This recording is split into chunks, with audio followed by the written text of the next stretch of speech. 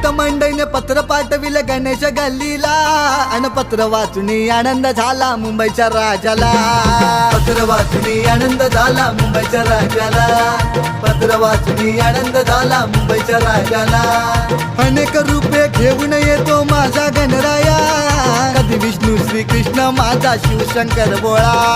Shivshankar भोळा, Shivshankar भोळा, Shivshankar भोळा, Shivshankar